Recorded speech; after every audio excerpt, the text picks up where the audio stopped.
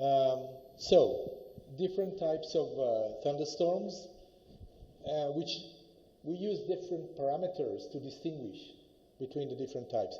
The most important one is the flash rate. How many lightning do we have per minute? In winter clouds, it's 1 per minute on average, or maybe lower even. So you have one flash, and then a big intermission, no lightning activity, and then another flash. So they are sporadic and not very frequent. In normal storms, you can have up to 10, 20, sometimes 30 flashes per minute. But in giant superstorms, you have more than 50 flashes per minute from a single cloud. So it's a lightning every second. You can imagine how effective in producing electrical energy this huge natural machine is. Every second, a discharge, and every discharge 20 to 30 coulombs of electricity and 20 to 30,000 amps. This is a huge amount of energy every second for prolonged duration, 20 to 30 minutes. I will show you a video, if it runs, of the first time when I did the space observations from the space shuttle, Columbia, in 2003. We were flying above Argentina, and the astronauts were taking images of the thunderstorm. I could not believe my eyes that the thunderstorm was constantly illuminated by lightning, almost as if someone was switching and turning on a light very quickly. You will see this. It's amazing. So this is super storms. They're not very rare. Actually, as we speak, there is somewhere on this planet a storm like that with punching a lot of electricity. So this is the flash rate. Their updraft is the vertical speed of the air. In winter clouds, it's quite low, so they're not vertically developed and not very violent. But in super hailstorms, the wind speed can be 50 meters per second or higher than that. That's a huge speed. Why is it important? And why do we call them super hailstorms? Because if the wind is so powerful and strong, it can hold massive hailstones in the air, and they can gradually grow, collecting more and more water and ice until they become like a grapefruit or a tennis ball, and then they fall down. So the higher the updraft speed, the larger particles that cloud will produce, and the more electricity it will produce. And ice particle speed can reach more than 10 meters per second in such storms. You've got hail coming down, that can really hurt you if you're not careful enough to be exposed to hail, and it damages, of course, agriculture. It kills the fruits immediately, and it can hurt people as well. And usually we have this polarity structure that is different between different types of thunderstorms. So what is, I'm sorry, let's go back. Okay, what are the types that we use to determine lightning? Usually we distinguish between three types of lightning. Cloud-to-ground lightning, which constitute on average 25 to 30% of all lightning. Most of the lightning are what we call intra-cloud. They can be inside a cloud between the negative and the positive charge center. They can be between adjacent clouds that have a different evolutionary pattern, but have enough charge to attract the lightning. You can see this sometimes known as bolt from the blue, because you see the lightning bolt shooting out of the cloud sideways and not necessarily down. So most of the lightning activity actually is in the clouds. And only approximately 25 to 30% goes down to the ground. Okay? But either way, those lightning discharges produce the electromagnetic radiation we discussed this morning that produces this Schumann resonance between the ionosphere and the ground that may have biological effects, as we discussed. So we have different types of lightning. I don't want to go too technical, but you may have noticed if you looked at this video I sent in the WhatsApp. Did you look at it from Saudi Arabia? So that was a very typical kind of upward developing lightning because it emanated from the top of the building upwards towards the cloud. Okay, normally we have downward going. We call this step leader. It's kind of an electrical plasma, I would say plasma front, ionized air that goes in distinct steps. Each step is between 50 and 100 meters. The lightning is looking for the least resistive path, where the conductivity will be higher, so it will be easier for the charge to flow. And so it does not go in a direct line. It kind of chaotically moves, creates what we call a fractal structure,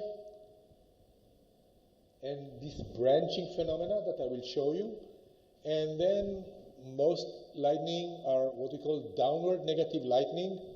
There's sometimes positive lightning and sometimes upward lightning. But the most frequent phenomena are these types, either positive or negative, depending where it comes from the cloud, from the negative charge center or from the positive charge center within the cloud. And when they reach the ground, they make this connection, and then we have this short circuit that allows the charge to flow directly to the ground. How come we have this polarity, reversal? How come we have this dipole or sometimes tripole structure in the clouds? So this was a mystery for so many years. Nobody understood how generated electricity within thunderstorms. What's going on? What they did was try to mimic the conditions in a thunderstorm, but in a cloud chamber in a laboratory, by lowering the temperature to -20, -30, and creating artificial hailstones and ice. They try to assess what is going on when there are collisions between ice particles at different temperature. And what they found was that when precipitation particles, drops, snow crystals, and hail particles collide with each other, sometimes they break and they shed splinters. And those small splinters carry positive charge. And since they are very light and small, they are carried up by the wind and move upwards. While the bigger particles, which are left with negative charge, slowly descend. And this is like a macroscopic separation of charge. Positive charge on small particles is carried upwards, while negative charge on larger particles goes down. And this creates this dipole structure, positive above negative, and repeated collisions. I'm talking about billions of collisions per minute. It's very hard for us to imagine, but it's continuously occurring in nature, inside those clouds. And so you have this very quick charge separation from the microscopic scale to the macroscopic scale on the orders of hundreds of meters or even kilometers apart. And when the potential difference is very large, and I'm talking about 100,000 to 500,000 volts per meter, then the air cannot contain this potential and breaks down and create this short circuit between the positive and the negative, and then electricity starts to flow. And this is where lightning occurs.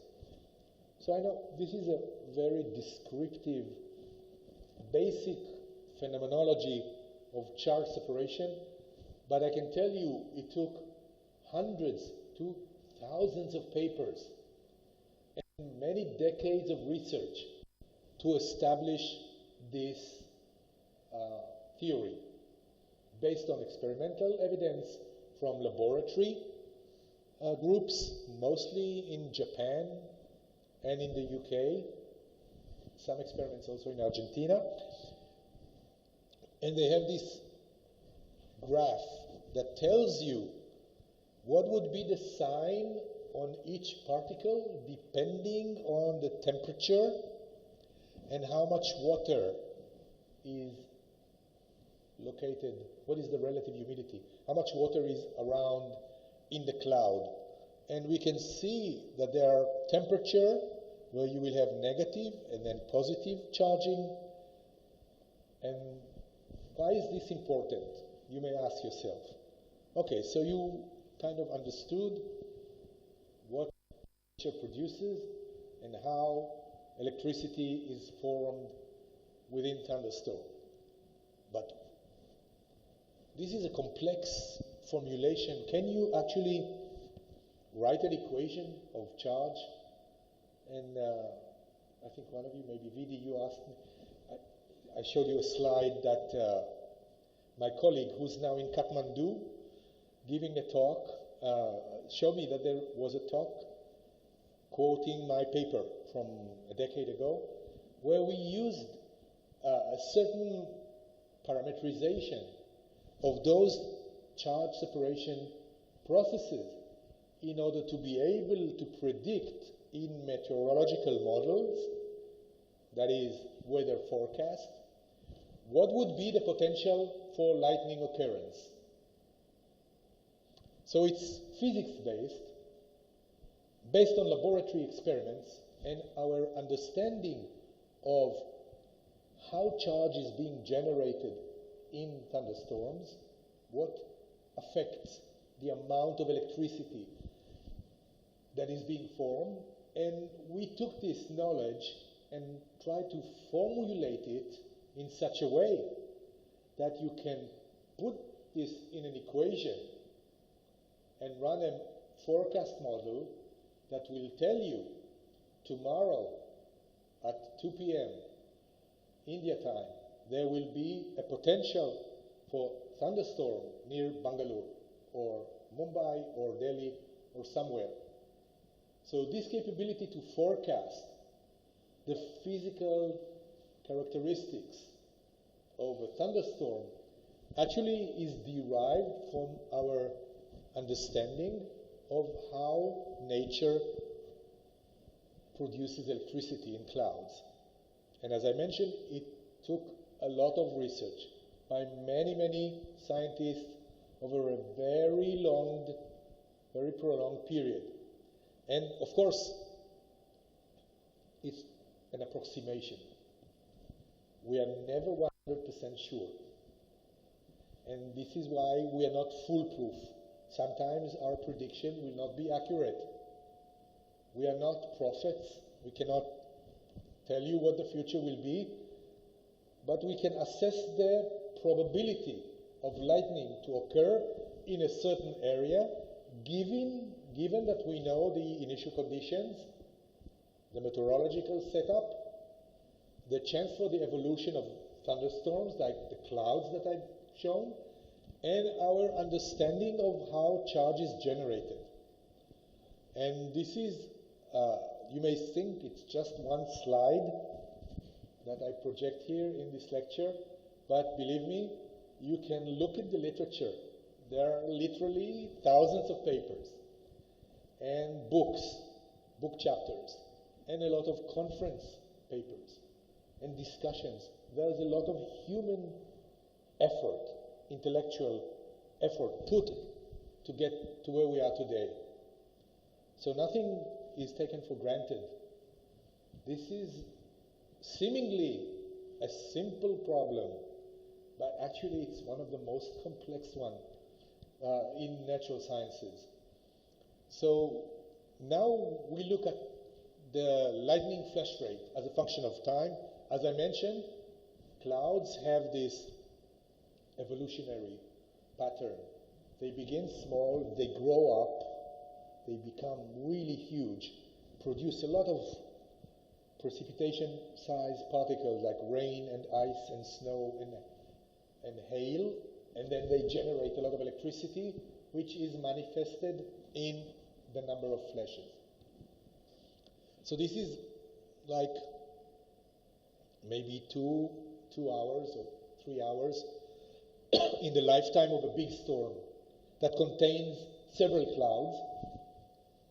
This is the total flash rate, both cloud to ground and intercloud. And you can see, starting modestly, suddenly there is what we call a lightning jump. A very rapid increase in the number of lightning, and suddenly from 50 flashes per minute, you go all the way up to 250. And then, at the height of the storm, 350 flashes per minute. Figure this out. A storm that produces 350 lightning every minute.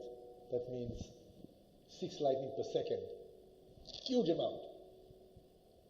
And then it subsides and decays. This is big storms, and notably we can manage to forecast their existence in advance and give warning where it should be given. Yes, please.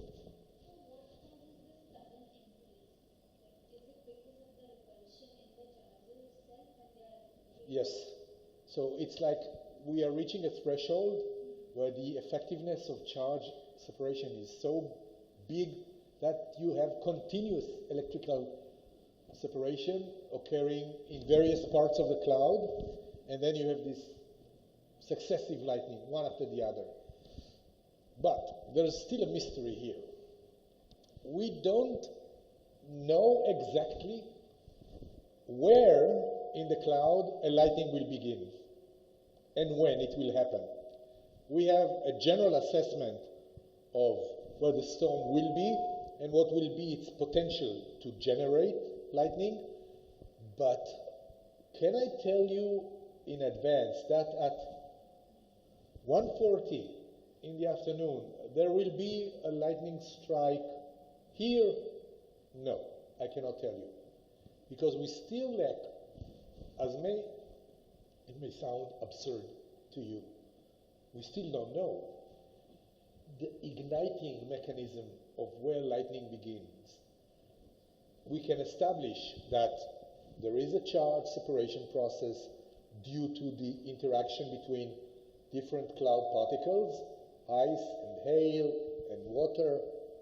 At a certain temperature, we've seen this, we've been able to replicate it in a laboratory, but once this is established, what will cause lightning to begin?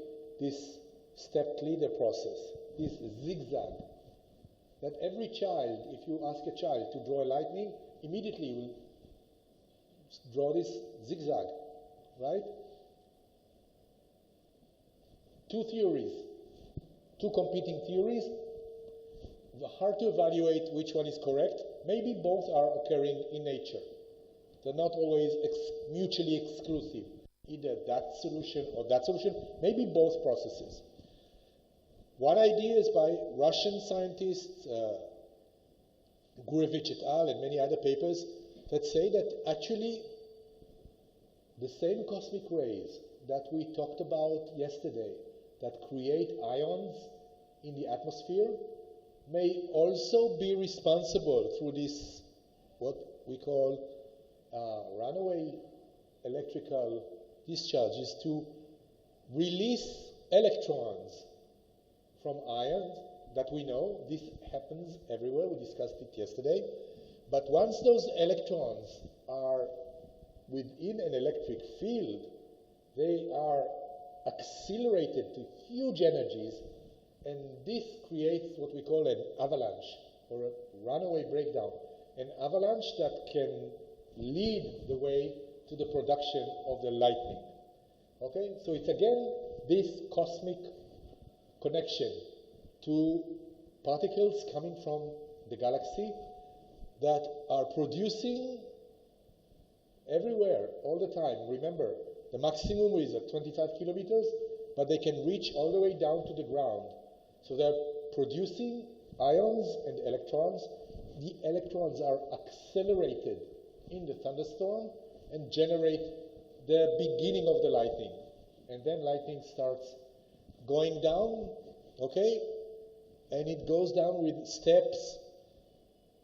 This is the time scale, 1 millisecond, 1.10. So this process shows you how the leader goes down. It attracts a leader from the ground that makes this connection. This is a short circuit, and this is the lightning we see, the first return stroke, the light. This process, the beginning of the discharge, we don't see it with our eyes. Not enough photons are emitted, so it's very faint. However, if we have good cameras, sensitive cameras, we can see it. And I will show you images. But this is the bright part, because when the current begins to flow from the cloud to the ground, then, as you probably know, or maybe experienced yourself in laboratory of physics, when a current flows through a conductor, it heats up. And when the air is heated up, it emits light. This is the lightning light that we see. It's very hard to photograph lightning because you saw it occurs at such an enormous speed. Let me try and show you a video from a high-speed camera. I hope it runs. It's magnificently. Look at this.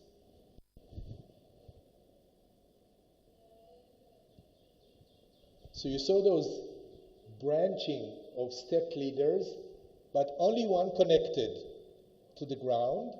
And when there is a connection, there is a short circuit of electricity that flows down from the cloud to the ground. I will show this again. No, not this one, sorry.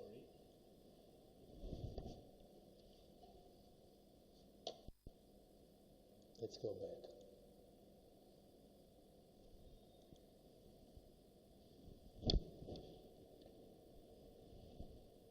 Up. So this point is the connection point. And when there is a connection, you see this channel forms. It's like a conductive wire between the ground and the cloud. And all the electricity that was generated in the cloud flows to the ground. Now, this may seem, okay, let's see, what is this? Okay.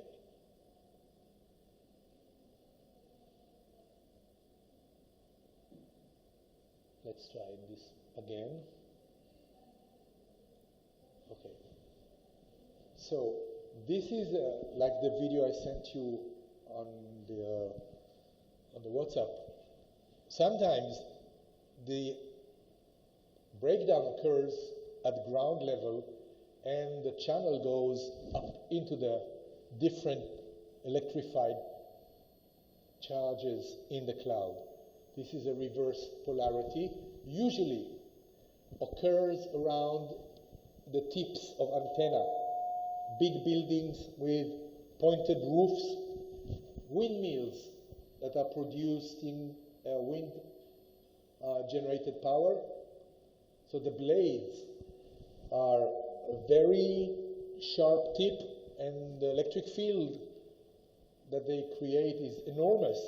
So if you have a charged cloud above, then you would see this lightning erupting upwards.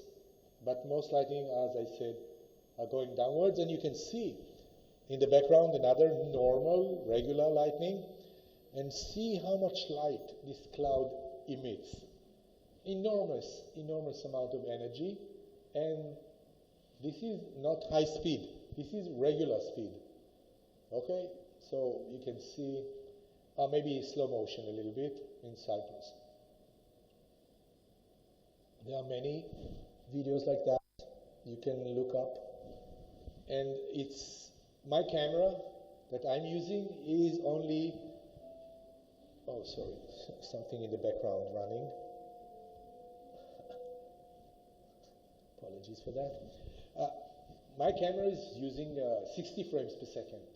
Normal video, 25 frames per second. These guys have cameras that can go up to 10,000 frames per second, and now there's a new type of very sophisticated cameras that can reach up to 100,000 frames per second. So you can see this branching, those fingers of electricity move as they cross the ground. So I was lucky enough to catch this kind of approaching. This is in Jerusalem, capital of Israel. We were looking east. There was a storm coming, and we could see this cloud illumination. There was light coming from the cloud, from an intra-cloud discharge. But then we noticed this branching of step leaders going towards the ground. Notice the time, 669, and then a millisecond, like 716, a channel forms and connection, and then you have the entire current flows through just one connecting point. Now this connecting point can be, as I said, a tower, a building, a tree, or an unlucky person playing golf or football, or God forbid, cricket. Because nature is completely chaotic, right? And the step leader is always searching for the best point to connect. And this is amazing. You cannot predict in advance where it will connect. I saw a video on YouTube. Maybe some of you will want to do some research and find it. There was a lady walking in the street, I believe it was in Africa, surrounded by big trees and buildings that you would expect, okay, if lightning comes, surely it will be attracted to the taller object. Not necessarily. She was struck by lightning. I think she did not die eventually, but you could see the flash going through her body. So, very quickly, it's a very rapid process, and before you know it, it's over. Okay? So, lightning occurs when clouds generate enough electricity, and they can be relatively mild, like winter storms with 1 flash per minute, or they can be huge and very dangerous and produce hundreds of flashes per minute if it's a storm system. And one of the notorious storm systems to produce lightning is hurricanes and typhoons and cyclones. Those are huge storms, probably very rare in the western part of India, but much more prevalent in the Bay of Bengal, Bangladesh, East India, are very susceptible, and of course the Atlantic region. And we've been looking at the electrical behavior of hurricanes in many storms, mostly in the Atlantic, but also colleagues from Japan and other countries looked at typhoons in the Pacific. And so this is a map of many, many storms. Every year there's a dozen or more. And what we saw that the problem with hurricane forecasting is to know what would be the intensity when it reaches land and affects people. What we found with this research, we published it a decade ago, is that lightning occurs at a maximal rate one day before the hurricane reaches maximum intensity. It's because the dynamics of the thunderstorms that constitute a hurricane reaches its maximum charge generation efficiency one day prior to maximum wind intensity in the hurricane. Not fully understood yet, but it's a typical pattern, returning mostly in hurricanes with category 4 or 5, which means the very powerful storms. So is this a predictive tool that if you monitor lightning, you can say something about hurricanes? Not fully operational, but as I said, our research is not theoretical. We are looking for practical applications because thunderstorms and hurricane and typhoons really affect us. Let me show you the situation right now in Southeast Asia. Oh, I forgot to do this.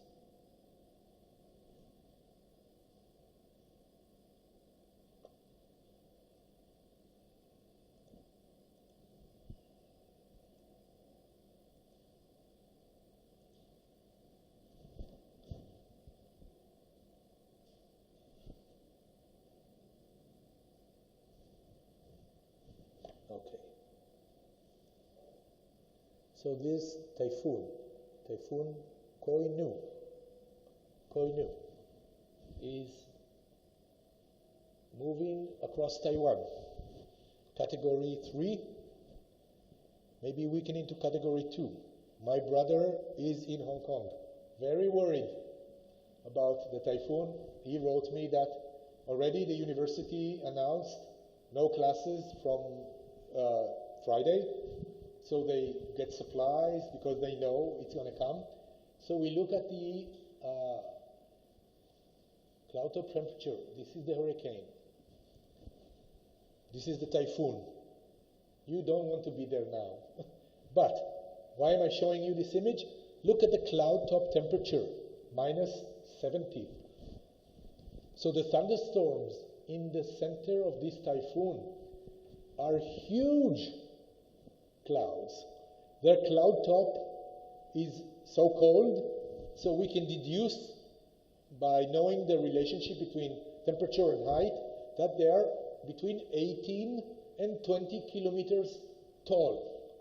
These are fierce thunderstorms that are converging in a counterclockwise motion and moving slowly across Asia, Southeast Asia, Taiwan, and then in a day or two in Hong Kong.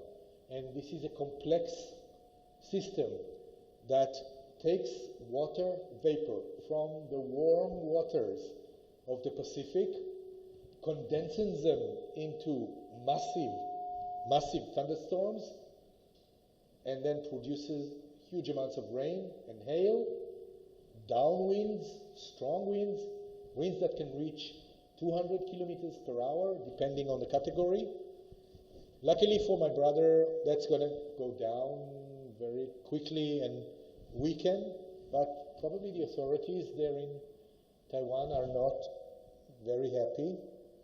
And if we look at the woolen data,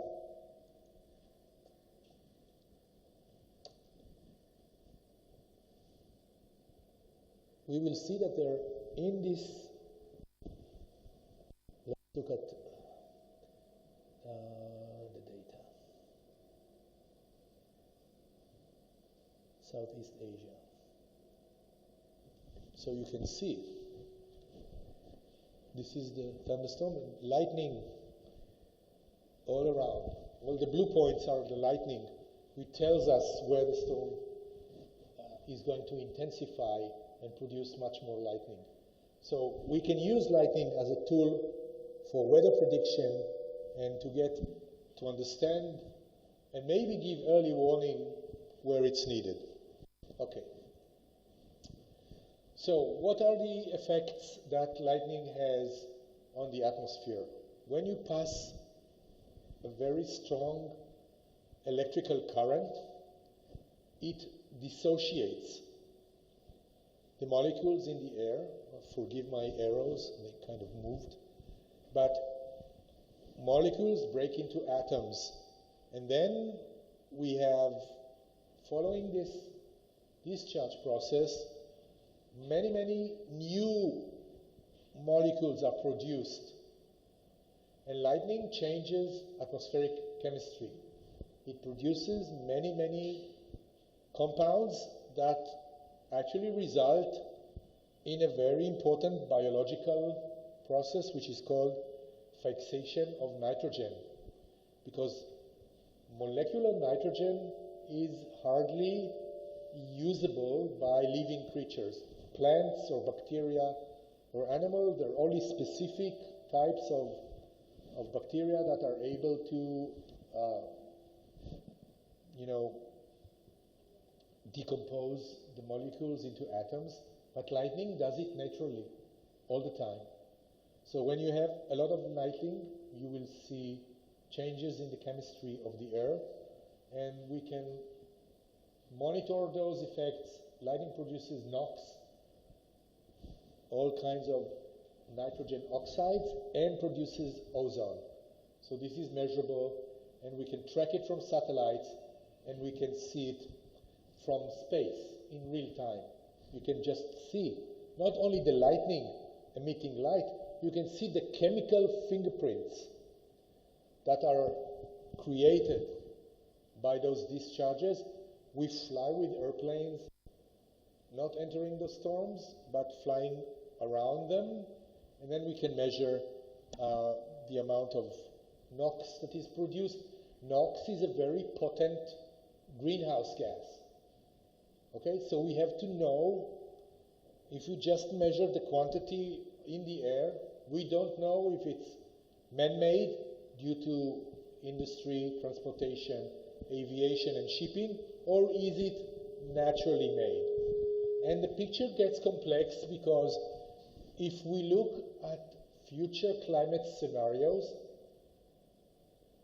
there will be more thunderstorms and more lightning in the future because the atmosphere, as I explained, is becoming hotter, unstable, contains more water vapor.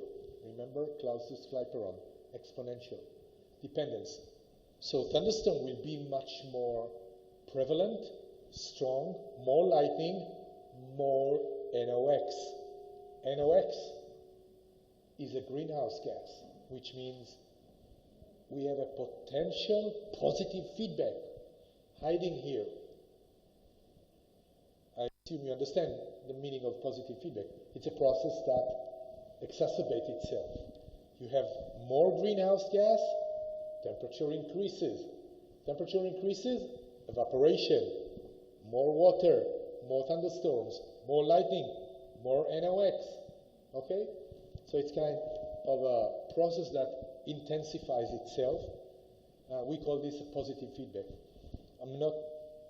This is not a very good term because usually we associate the word positive with something good, but actually it's not such a good process you can imagine. So one of the things we're looking at in many research papers and even modern ones is the connection between lightning and atmospheric processes like injecting water vapor into the stratosphere, creating large clouds that may actually cool the planet because they reflect a lot of energy back to space. And in a warmer climate, most studies show that there will be more lightning. For every 1 degree of global warming, there will maybe 10% increase in lightning. This is a theoretical prediction, and based on geophysics and based on our understanding of how lighting is generated. If you run the model to the end of the century, 40% increase, mostly concentrated above the main 3 chimneys that we spoke about. But this is so far in the future. Maybe humanity will figure out how to stop global warming, as we discussed.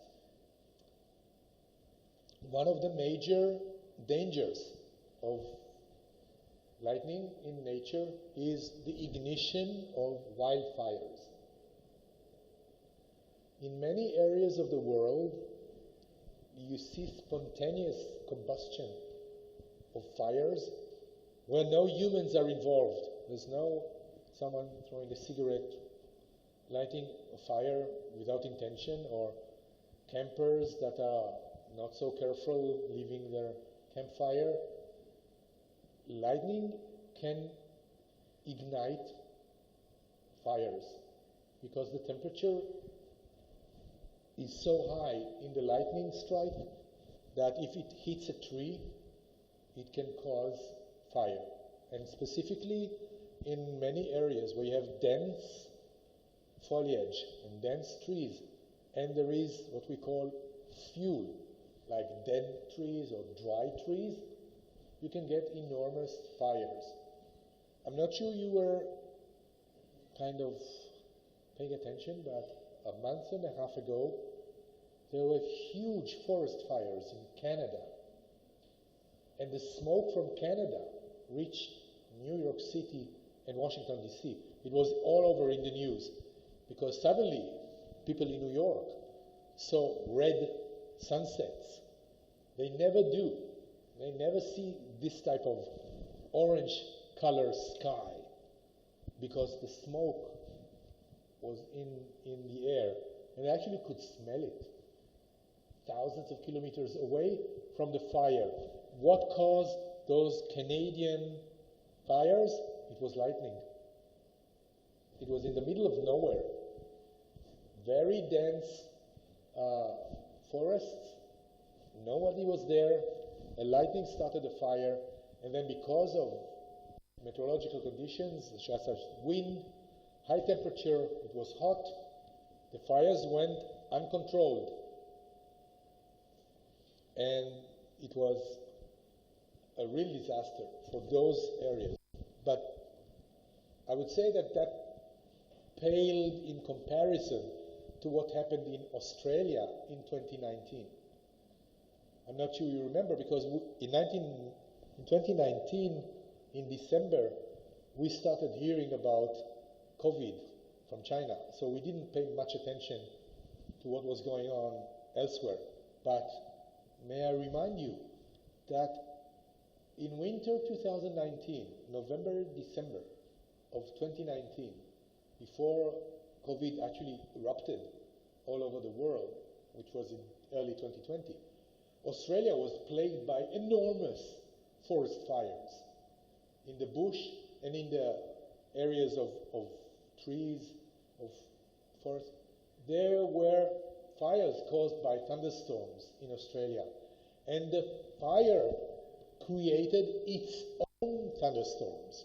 Because if you remember yesterday, when I showed you the product of biomass burning and discussed their capability to be good condensation nuclei, you remember I called it brown sugar because of the emission of many volatile organic compounds and of course water vapor. So fires can create clouds. And in Australia in 2019, those clouds turned into thunderstorms. And what happened was that there was a fire in one part, created thunderstorms that drifted with the winds, generating lightning and injecting another fire, a new fire. It was like an escalating scenario of a forest fire generating thunderstorm. We call those pyro thunderstorms, or pyro CB. And those pyro CB created lightning that jumped from one fire and ignited another fire. There's a famous photo. You can look it up on YouTube, maybe on Instagram. Yeah, you can. Yes. That koala bears and kangaroos were burned to crisp by the millions, like millions of animals died. Usually we say, not many human casualties, not that bad. But actually, if you look at it, as a person who loves nature, it was a terrible disaster. Tens of millions of animals perished in that fire caused by lightning.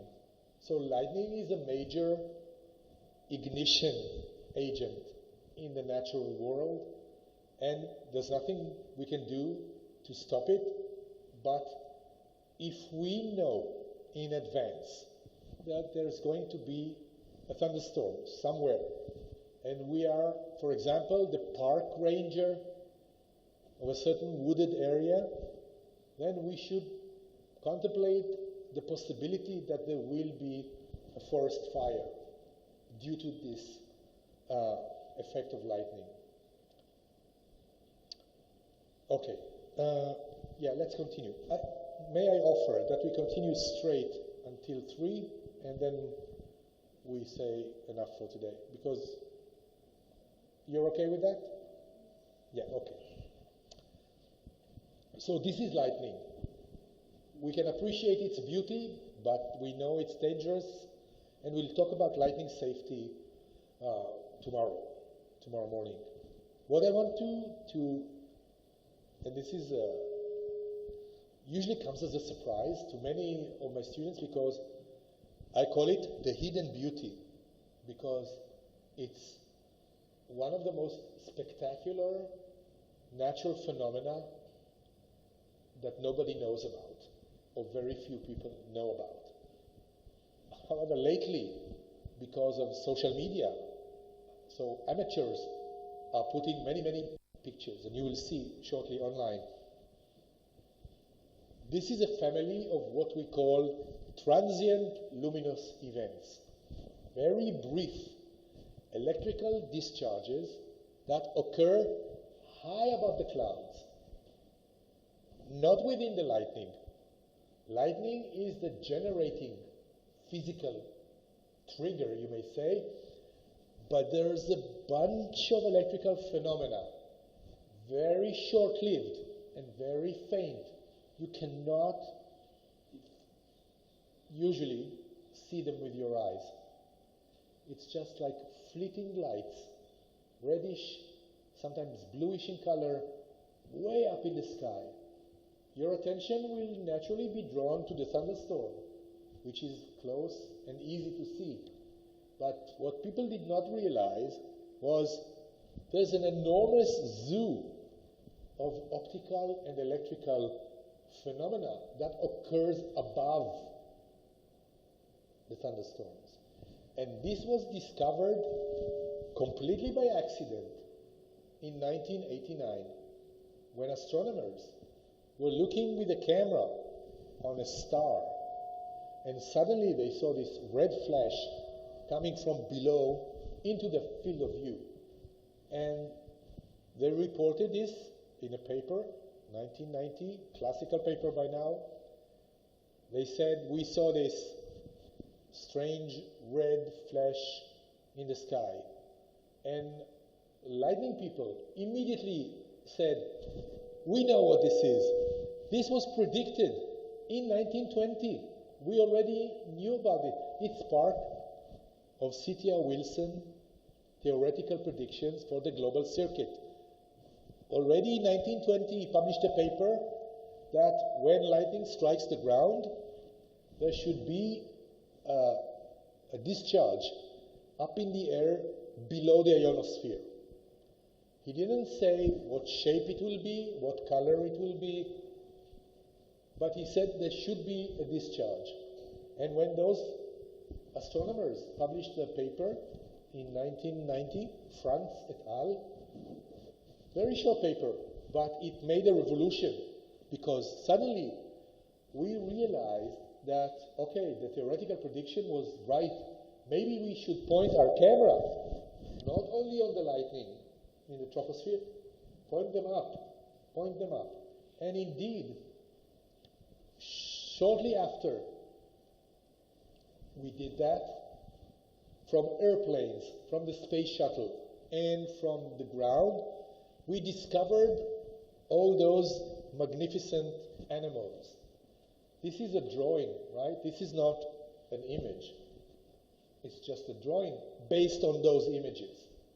So we call them sprites, red sprites. We call them elves. By the way, those two names are taken from Shakespeare, because we didn't know what names to call them. So my colleague, Walt Lyons from Colorado, he said, let's look at Shakespeare's comedy, Midsummer's Night comedy. There's elves and goblins and all kind of mischievous creatures, sprites. If you are familiar with Lord of the Rings, did you see those movies? So the elves are usually beautiful ladies, but this is what he called these elves before the movies, okay? And we have blue jets, we have gigantic jets, and we have halos, all this mixture of wonderful phenomena.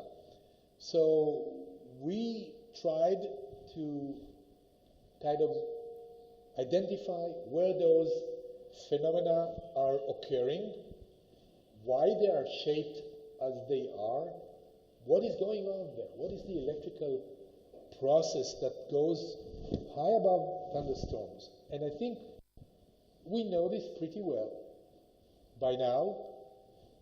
From 1990 until now, a huge amount of research was dedicated to observing those phenomena. I started doing this in 2003 from the space shuttle, and I did this a couple of more times with additional astronauts, as I mentioned yesterday, and we're doing it right now from the space station, looking at those electrical phenomena.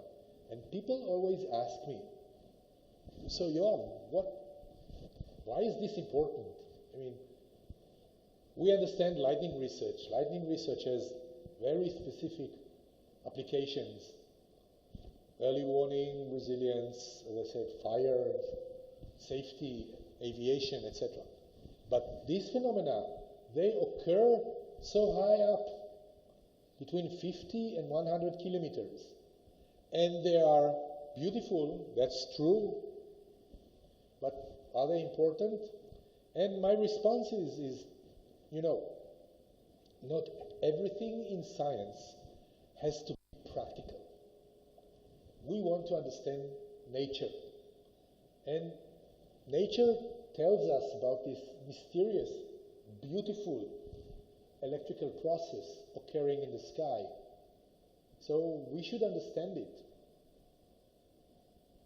NASA at first thought it may be actually a safety issue to spacecraft, because when the space shuttle comes back and lands, it may go through this area, and these are electrical currents, so you don't want your spacecraft to be enveloped with an electrical cloud that is beautiful but may be dangerous, looks like a jellyfish or a torch or a carrot.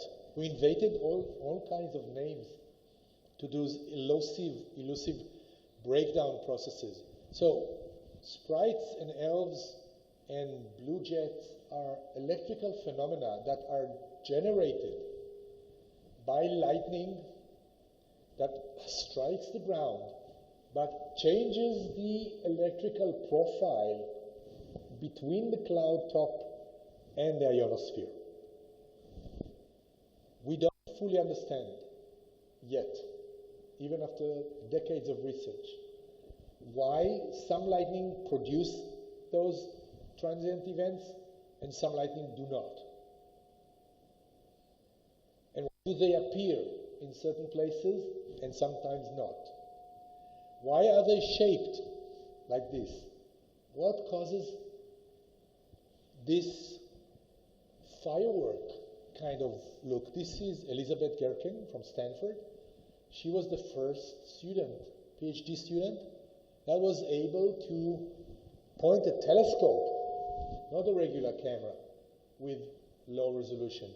She looked at a sprite with high magnification, and what she saw was that they're actually kind of similar to the structure of roots of trees. Very, very complex, like fireworks. Each channel is actually 100 of meters long, and it's a small plasma ionized gas that glows for just a millisecond in reddish or bluish colors. These are ionized oxygen and nitrogen, mostly nitrogen molecules that emit red light. So in essence, I will make it, try to find an easy analogy.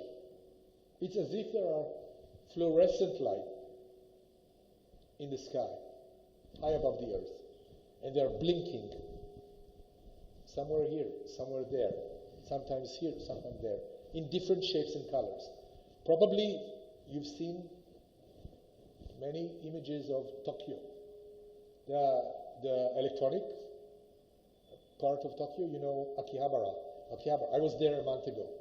So Akihabara is the famous electric district of Tokyo. You walk there, all the buildings are illuminated with neon lights, flashing and animating all the time, bright colors. Same goes, nature does the same in blue and red above clouds, above thunderclouds. So I'm not going to go into details of the specific generation mechanism, but I want you to understand that they don't appear just by themselves. You have to have a thunderstorm, and you have to have a lightning, and when the lightning strikes the ground, something happens in the upper atmosphere that makes it illuminate and create those spectacular shapes that we can use cameras.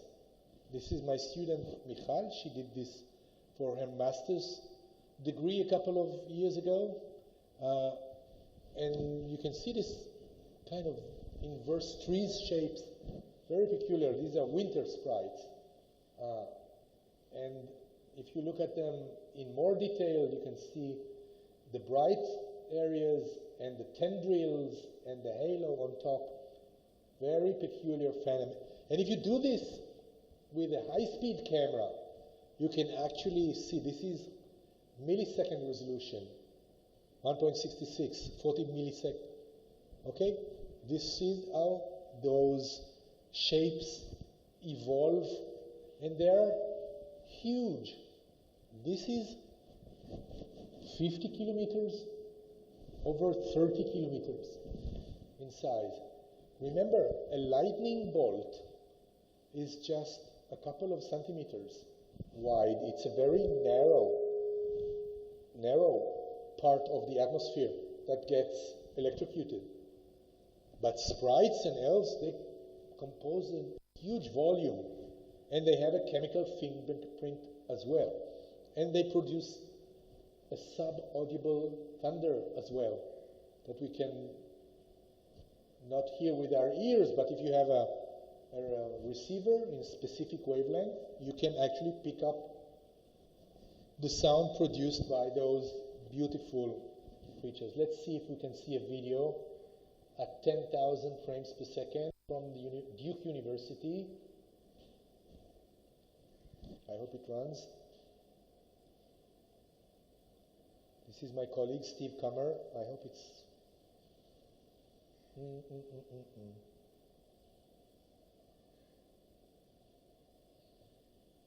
Okay.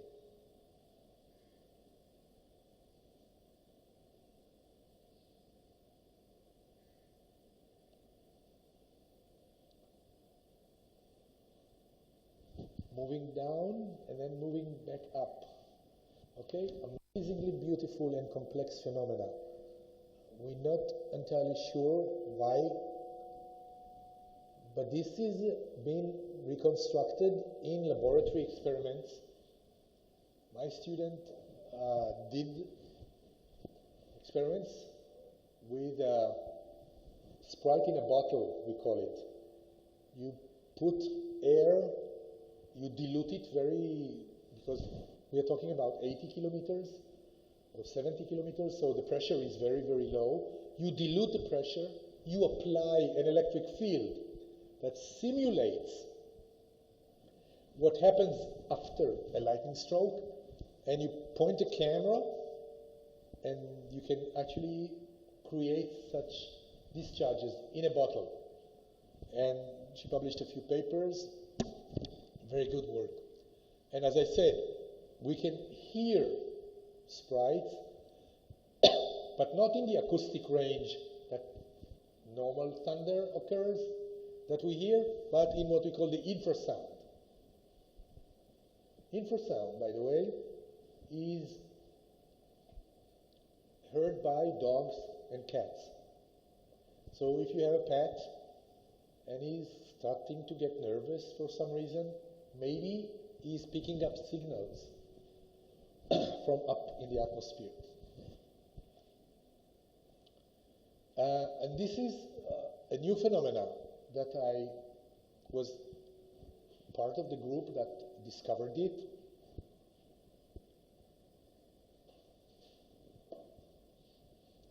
We are looking down at a storm in the Andaman Sea, not far from Port Blair in India, in the Bay of Bengal.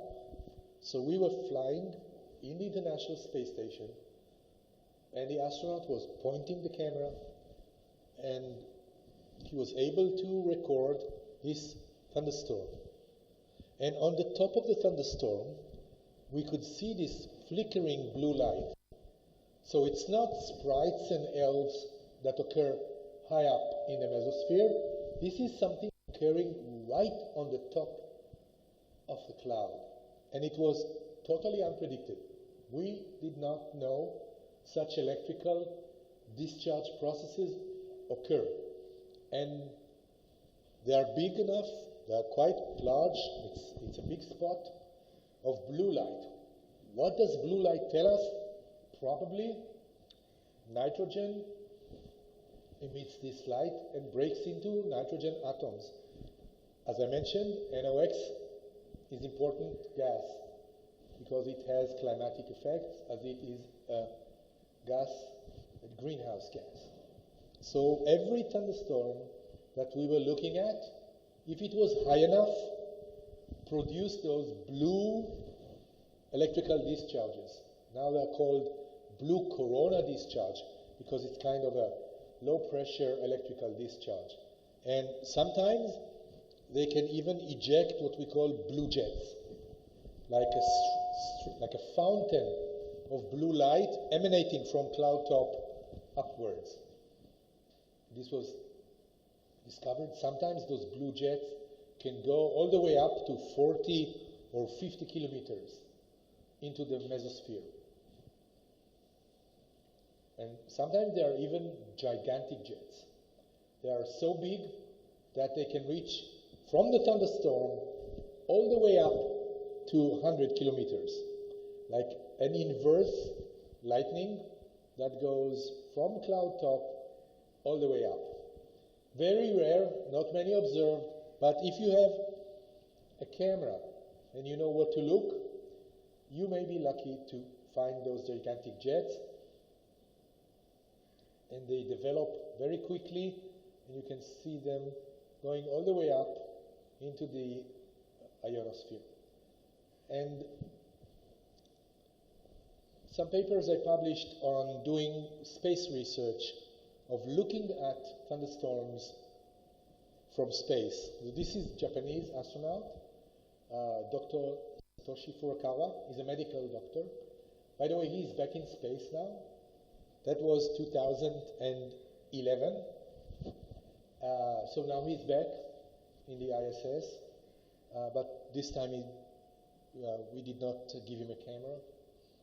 It's an interesting story because I did not plan this research, but I was approached by Japan's national TV. They wanted to do a documentary program and accompany their astronaut as he goes to space. And this producer from Japanese television heard about our research on the Columbia shuttle where we did those sprite imaging in black and white, and he said, I want to interview you because we have a Japanese astronaut going up. He will take a color camera, and can you please guide him the same that you did in 2003? I said I would be honored, and I approached my Japanese colleagues from university, and together we kind of accompanied him in his mission to space, and he was able to produce many, many new images. After that, it almost became routine for astronauts when they have some free time to go to the big window, it's called the cupola window, and take images of Earth at night. And sometimes they would see lightning, and sometimes they would catch sprites. Many, many papers. We don't know yet where sprites are more frequent. There's only one paper published almost 15 years ago about the global distribution of sprites and elves. It was by a Taiwanese team that had a satellite. But now we're coming back to that and trying to understand what the distribution is.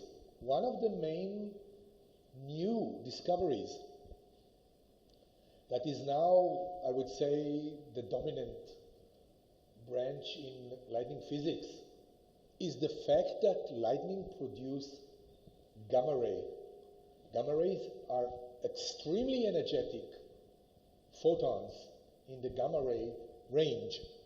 And again, by accident, a group noticed that,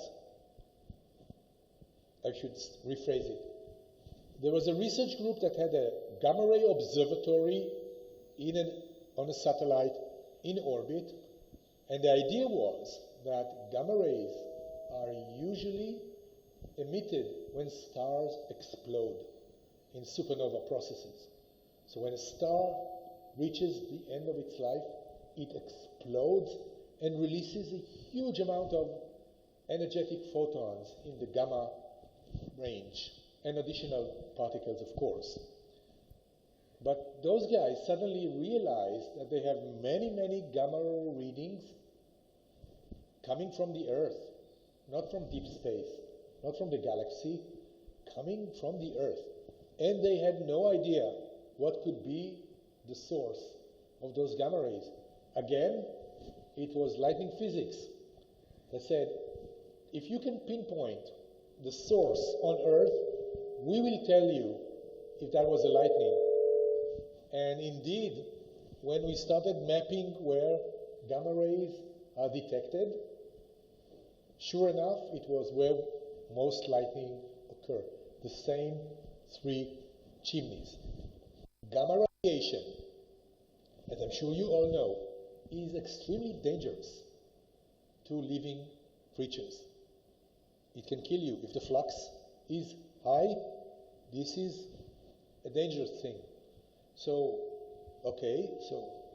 at first we thought this was very rare phenomena. The entire planet produces just 50 gamma rays per day, or terrestrial gamma ray flashes per day. Remember, the global lightning rate is 50 strokes per second, and this is per day, 5 orders of magnitude lower.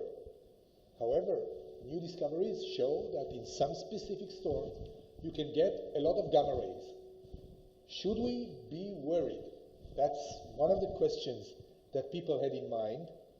And who was asking this question? Why do we need to worry about gamma rays emitted from lightning.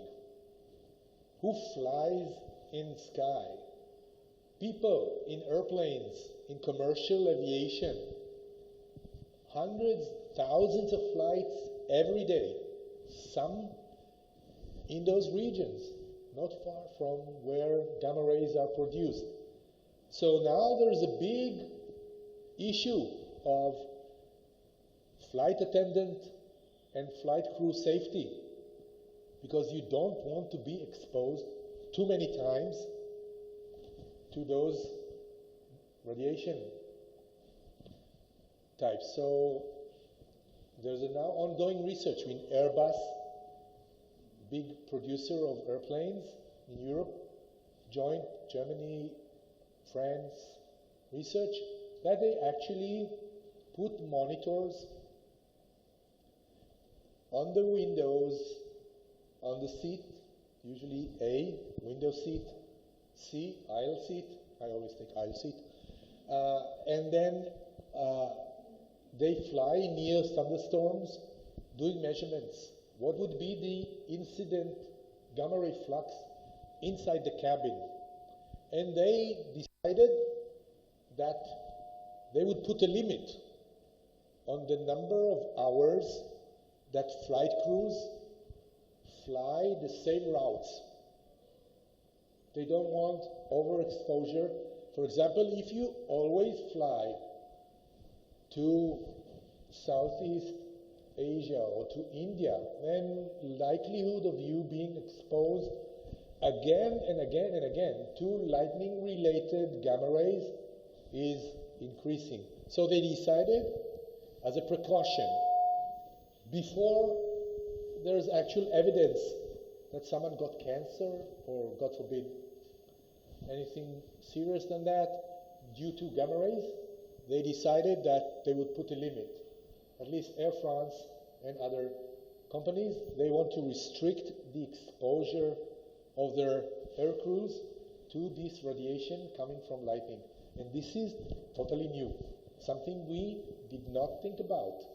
And sure enough, after you discover something new in nature, you immediately try to understand, okay, what is the physics that creates those energies? And the jury is still out. We are not absolutely convinced that we understand what's going on that produces those big flashes of gamma rays. They're invisible. They're not in the visible light. You don't see them. They're not as beautiful as sprites or elves or all those magnificent shapes. However, they are very, very dangerous. So, another aspect of lightning research that you may think, probably you've not heard about it. Before exposure of airplanes to gamma radiation from energetic thunderstorms. So for the last part, before we say goodbye, I want to show you some data, and maybe tomorrow we will do the analysis together, okay?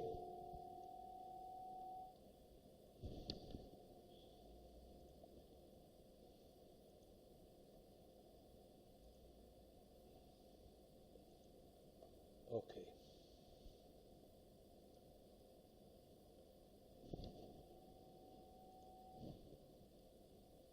Oh, we're not seeing anything.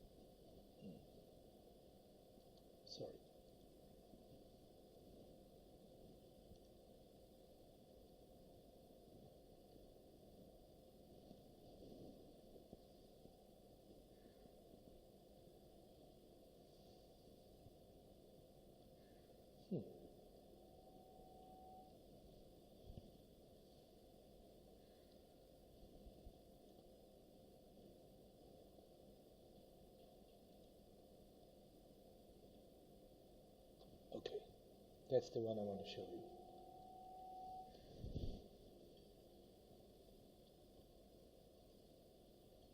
So this is how a thunderstorm looks from space. During the Space Shuttle mission in 2003, this is original raw data. You can see the clock running. Normal speed 30 frames per second. We are flying above South America from west to east. Space Shuttle is at 278 kilometers. The astronaut is using his laptop to control a camera that is located outside of the shuttle, and he points it at the horizon. This is the horizon of the Earth. So we're looking like this, and all those lights that you see flickering are actually lightning. The permanent lights are cities. So we can reconstruct the exact location of where the shuttle was located. What cities are we seeing in the view of the camera? And then we can see the flash rate. When I looked at this, I was sitting in the control room at NASA, and the video came down, and I said, I was like this. I could not believe. Look, this is real time. It's not fast forward. See how many lightning per second. Continuous lightning. This is above Argentina. And you can see that the astronaut is tilting the camera towards the storm. Of course, at that time, I was not interested in lightning per se. I was hunting for sprites. I thought that they would appear above. But I will ask you a question. Just take a look and be impressed by the sheer power of tropical thunderstorms, how much lightning they are able to generate in any single second. And the camera is moving because the crew was instructed by us to track down the thunderstorms. And what I've noticed after looking at those storms and doing this frame by frame analysis, I noticed something very peculiar.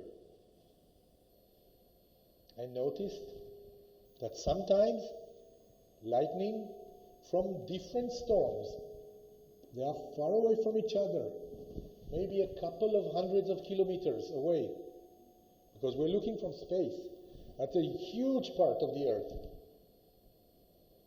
I had this kind of maybe human bias that lightning is synchronized, that the storms are producing lightning at the same time. You see? Again, oh sorry, let's go back. No.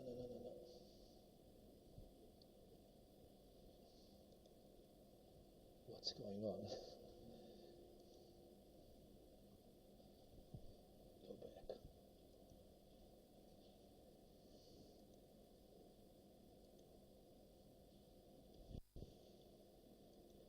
So you see, if you go frame by frame, each frame is 1/30 of a second. You can see that lightning appears, well, this is not frame by frame, this is YouTube, so it jumps. But we can install tomorrow maybe a software that can enable us to go frame by frame. And then I asked my student, can you please go on this entire video, 3-minute video, each second 30 frames, so 3 minutes times 60 seconds times 30 frames. So that's a lot of number of frames, a couple of thousands. Please go every frame of the video and on a map, point what the coordinates of every lightning is.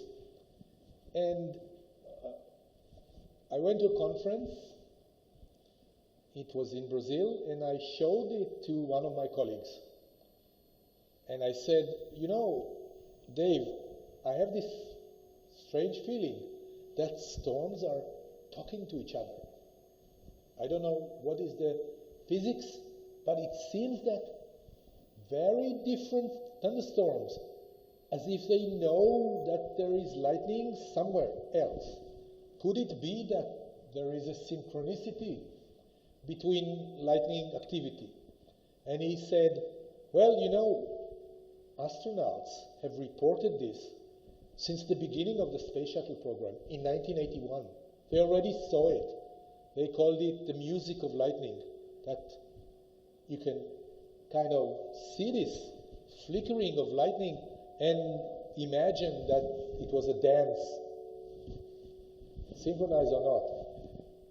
And he told me, okay, why don't you look at it with a qualitative kind of objective way of doing it, and not, anecdotal, maybe human biased, because we always look for patterns in nature, right? The human mind looks for order, regularity, maybe periodicity in nature. So I looked at this video, we started the analysis, and I showed it to one of my friends from the computer science department. And that was in 2006, 3 years after the mission. And I showed this to him, and I said, you know, this looks like synchronicity, but I don't have an analytical tool to analyze this. And he looked at those images and said, why don't we use internet network theory tools? There was this emergent new concept that the internet is connected, people are connected by what we call social networks. But in every social network, there's always someone who's in the center with many, many connections that may be also interconnected. But usually someone, probably the one with the most connections, is the center of the hub. And he said, let's try and adopt this concept from social sciences, from the internet studies, into the field of thunderstorm research. Maybe you can find parallels. And we published 2 papers in 2006 and 2009. My colleagues in the lightning community didn't believe that it's a true phenomena. They said any lightning discharge is statistically independent event, and it should not be affected by anything. It's just the microphysics of the thunderstorms, like we discussed today. So it's a simple, unique event, unrelated to what's happening in other clouds.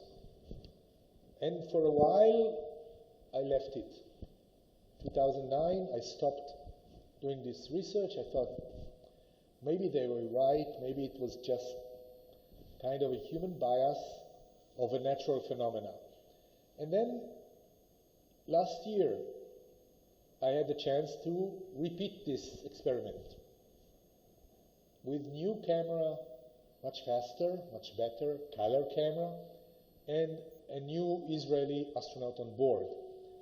And when I got the data, and this is what I want you and me to do tomorrow, I suddenly realized that it's still there. You can still see lightning dancing and synchronized over hundreds of kilometers away. It's as if this storm in Paraguay knows about this storm in Argentina, and you have lightning either at the same time or following very quickly. So this is ongoing research. I'm just beginning, coming back to a topic I studied more than 15 years ago. And this is, I think, if you choose a career in science, it's kind of I would say, a privilege that we have to look at nature and ask questions. Maybe it's something fundamental that we are missing. I'm not saying that I have the answer, but this is the fun part of being a scientist, that you look at an image and you say, what is this? Why is this like this? Why, for example, in this specific thunderstorm, there were absolutely no sprites and no TLEs, nothing. And I was expecting that such huge thunderstorms would produce many TLEs. So I will show you tomorrow new stuff that we will hopefully be able to install on all the computers. This open software, it's called Kinovea. I will show you. I have it on my laptop. And this allows us, I don't see it here.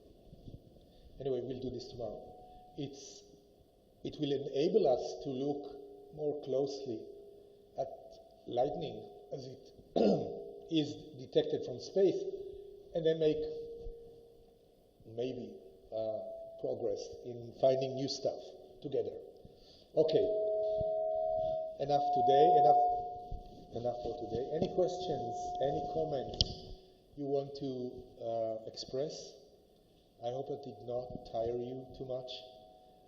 So much information, so much new and complex new things to learn in a very condensed time.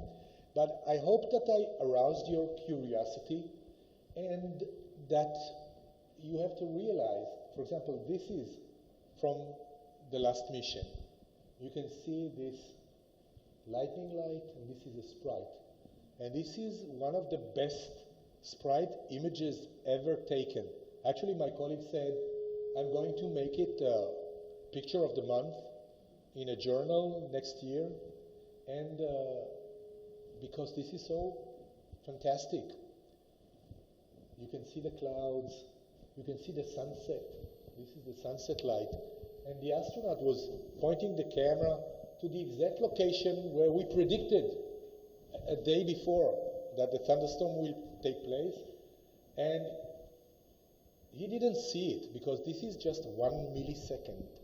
You cannot see with your eyes such very fast discharges.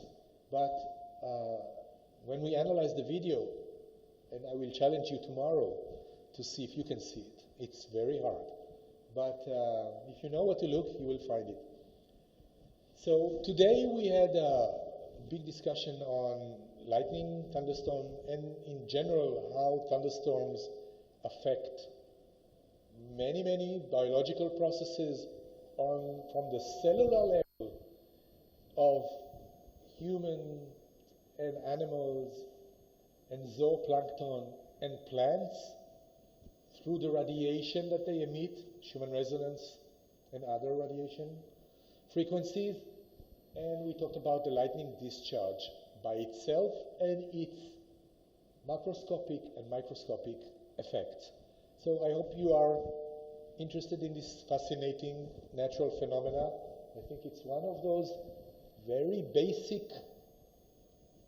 elementary processes occurring every day around us, which are still not fully understood, as crazy as it may seem.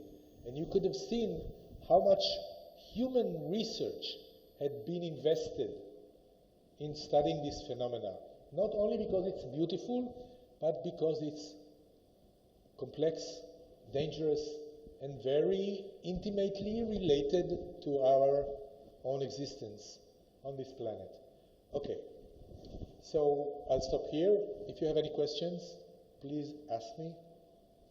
I think the main point I wanted to convey to you today is that we don't have all the answers, but it's fun looking for them. That's the fun part of being a scientist. Okay, thank you.